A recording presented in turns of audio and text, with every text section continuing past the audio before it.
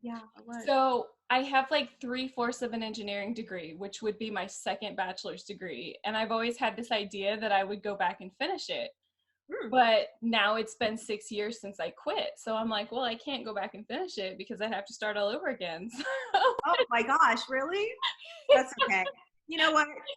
I I have learned that degrees are overrated anyways. I feel like so many people, I think especially women, like we create this we have this assumption or we use education as a way to procrastinate, right? From taking, keep us from taking action.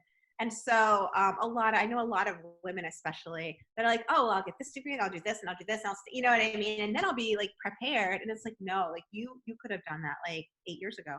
Yeah, that's me. I spent 10 years in college because Yeah. I didn't know what I wanted to do. And then I listened to everybody tell me that I couldn't do it. And then it was like, no, I had this dream of being an engineer. So I have to be an Yeah. engineer. And then it was like, I needed it to prove to people that I'm smart. And it's Oh, only in the last couple of years that I've had that realization, because every time somebody would do something that to me felt like they were treating me like I'm stupid, then I would be like, no, wait a minute, listen. I studied engineering in college. I took 10 classes above college algebra. I am smart. yes. I wouldn't say the last part, but that's exactly what it was. Like, I'm smart. You can't Yeah. treat me like that. And they would be like, why are you being so condescending? And I'm like, no, wait a minute. You're the one who's being What condescending me? But isn't that so interesting though and insightful, right? Yeah, I don't think that's a yeah. singular experience. Why do we have to prove to people that we're smart? Why can't we just be smart even if we didn't go to college? You know? Right. Or well, and then especially when you see so many people who do the opposite, right? Who don't have like maybe the credibility to back up their opinion, yet they tout it as if it were you know? Right? You're just like, what? Why am I so insecure?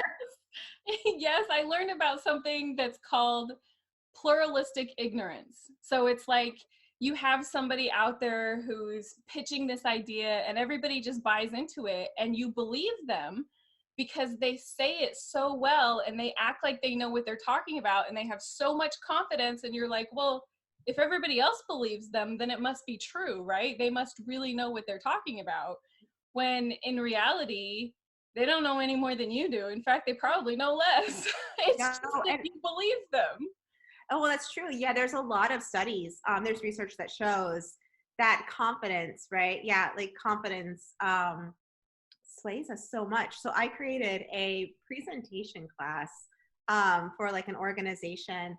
And when I was thinking through and looking through, yeah, like different research and different principles and like what's going to help people, um, you know, the most, right? Because this workshop's, let's say, like, 3 hours long, maybe only 2 hours. Like what do they need to know in practice? It's going to help them the most. And really one of the pieces of advice was confidence, right? Like it's like if you can show up and project confidence, people are they're going to be more likely to believe what you have to say, regardless of whether or not it's true, which is the saddest fact ever. It's so sad. And I mean, Yeah, here's how you can, yeah. I've kind of learned it backwards as well, because there are some things that I know a lot about. Like, I've spent 10 years working in digital marketing, and I know a lot about social media and email marketing and websites and all of these things because I love them and I study them in my free time as well.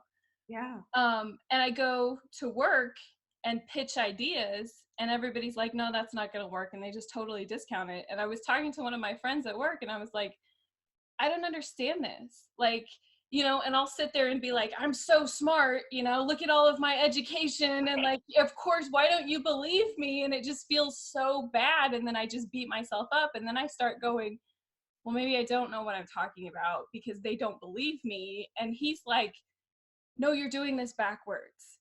If you presented your ideas with more confidence, they would believe you. It's like you're the one who has to believe in your ideas and sell them in a way that they believe them. Yes. And I'm like, oh, that makes a lot more sense, I guess. I don't Yes. know why it took so long to have that realization. And he's like, everybody feels the same way that you do. they don't really know like 1,000% what they're talking about. They just act like they do, and so everybody believes them. Yeah, and it really is that confidence. Once I know in my career, once I started saying like, hey, like here's what we need to do, and not say like here's what I think we need to do, but I just said like here's what we need to do. Then people immediately, gravitated more towards that idea. And I think, as women, I think we have a tendency to add more qualifiers to our sentences, right? And so the best way to start recognizing that is in your email, because it's easy to like see it and then take it out. And then it makes it easier to start recognizing it in your speech patterns. Yes. But that's, just one way. To stop prefacing our ideas or, make more statements.